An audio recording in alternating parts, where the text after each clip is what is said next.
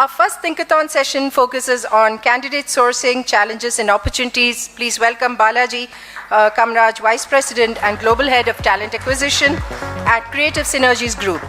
With over 22 years of experience across India, Japan, the US and Europe, Balaji has pioneered AI-driven recruitment frameworks like Safari to enhance candidate experience. Balaji, the stage is yours.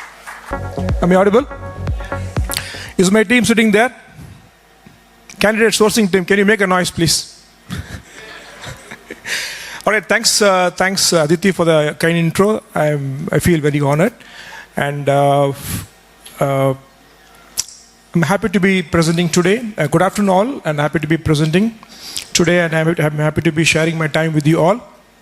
As she told, 2 weeks before we had a meeting, Thinkathon session. We have gathered a bunch of guys gathered from the industry colleagues. We discussed about various topics. I had a chance to moderate my team, and the topic given to us was to discuss and brainstorm about the challenges being faced by the sourcing team, talent acquisition team, to spot the high signal, high quality candidates while we rapidly scaling. So this was the topic given by us. They also gave us the mandate that, in fact, they were very strict that you should be able to come up with the solutions, recommendations that would use the technologies to solve the problems, because they want to connect to their business. So we have done that as well. We have come up with the end of the day, we have come up with a set of problem statements as well as solutions. But let me give you a disclaimer. Candidate sourcing challenges and methods vary from leadership hiring to international hiring, multi-geo hiring, multi-location hiring, even fresher hiring. So we have chosen to limit our scope of discussion to only the scope to rapidly scale tech teams in volume and niche domain only. So whatever I'm going to discuss is going to be around that. All right? So we have come up with a set of, as I told, we have come up with a set of problems and solutions, which I will be discussing in the next slide. Yeah. So we were able to identify these 4 problems to be the primary problem when it comes to rapidly scaling domain. The first one being just-in-time and exponentially scale of hiring. I'm sure most of us would have come across this context. How many of you have come across this context? Just-in-time and exponentially scaling in your career. How many? I'm sure everybody would have done that, right? What we generally do is that the moment you get the bunch of positions and requirements from the business, we start opening the gate for the sourcing channels. We explore all possible sourcing channels, right from exploring internal ATS database to employer referrals to job posting on various social media, job boards, then opening up the bunch of positions to vendors in order to explore exponentially to increase the resume inflow. Then we also rope in RPOs, we rope in internal in-plan recruiters. We do everything possible to ensure that there is an inflow of resumes happening all of a sudden. So due to which, what happens, the recruiters fraternity start doing endless reviewing and screening of the resumes. Due to the sudden surge of positions and the load, the quality of resumes that is being shared to the hiring managers starts diminishing. This is very natural, and practically this is happening. I'm not saying this is right, but we have to deal with that. The moment the quality of resumes starts diminishing, the hiring cycle time increases. These are the basics. So we have to fix these 2 problems. Next problem is surface level matching. Recruiters, we have a habit of, be it on job boards or internal ATS database, we tend to do a lot of keyword search, keyword matching search. In fact, I do it sometimes. Sometimes due to my time limit, I do Control F search, so I use this word. I do Control F search, I do keyword search. But keyword search methodology gives you a lot of resumes, but it doesn't It doesn't help you to really understand the real relevance of the resume to the JD given. It doesn't help you to predict whether this person will be able to crack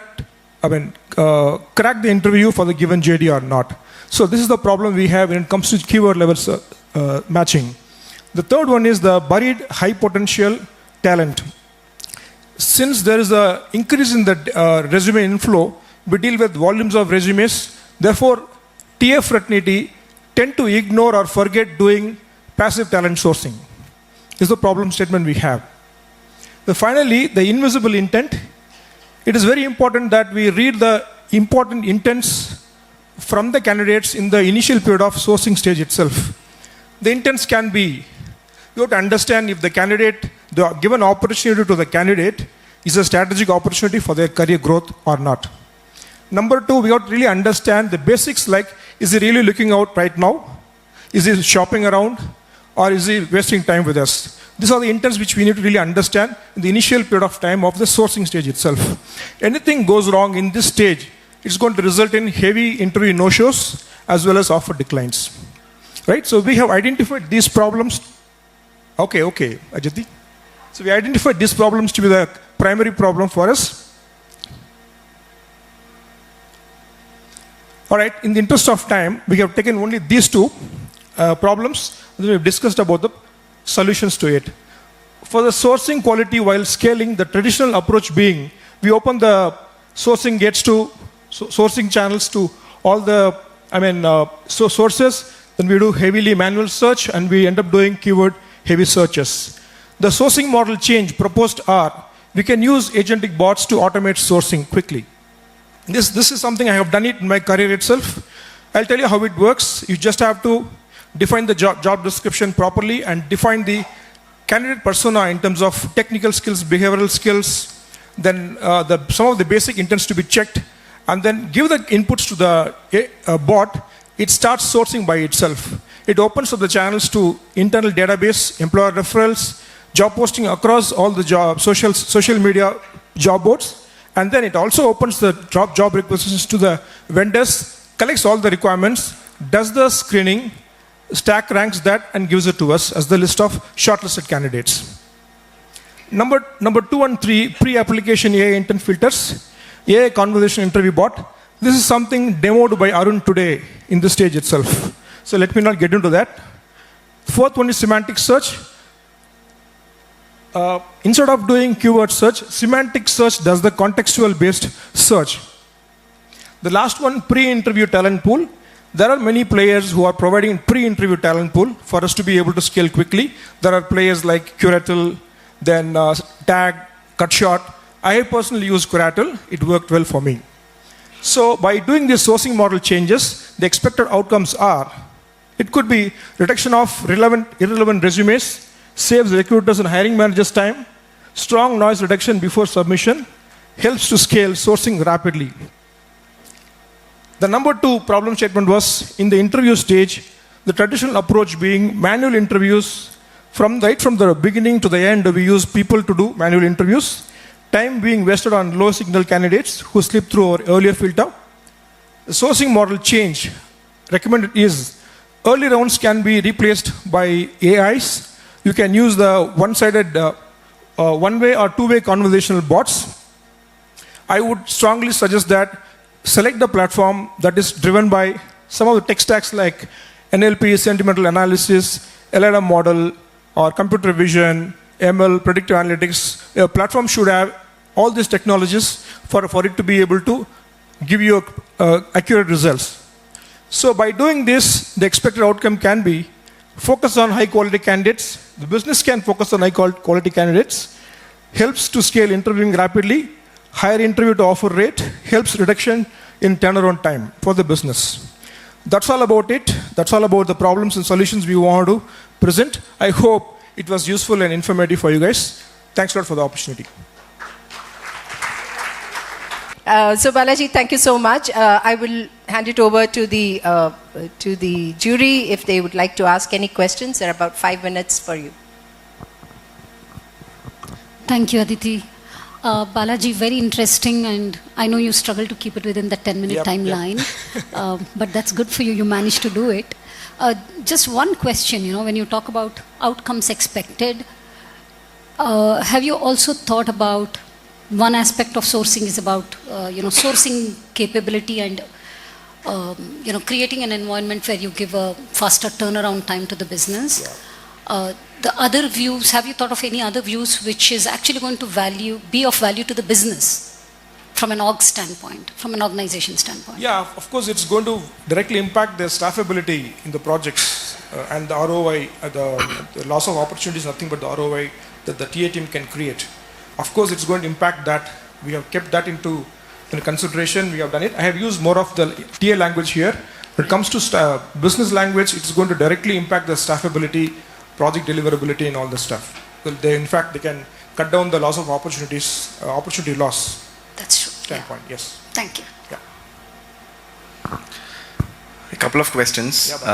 One is a pre-funnel. We normally sell roles, right? Yes. Somewhere we sell roles, we sell the organization because it's a talent which is choosing us, right?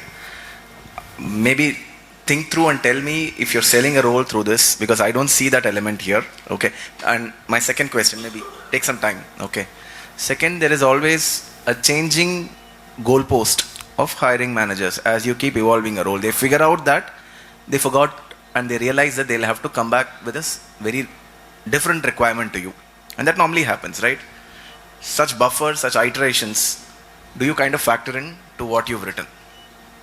Two questions. One is, can you tell me the question first? First one is, how do you sell the role? Sell the role. Okay, so here we are primarily thinking about replacing the screening process here, but the evaluation has to be done by the recruiter by speaking to them, create the interest. That has to be done first. That has to be done second. Generally, we get the resumes, we screen the resumes, right? Screen the resumes, and then we start selling the work to them, right? So primarily, we want to make sure that using these technologies, we filter down the noise, get the real set of candidates, and then start selling. We can save time. Today, we do a lot of screening, talk to the noise as well as the high signal candidates, waste our time. Then we get to the point that these are the set of candidates who are good. This will reduce the noise. That's the point. Okay, and the moving goalpost. Yeah, moving goalpost, I don't have an answer.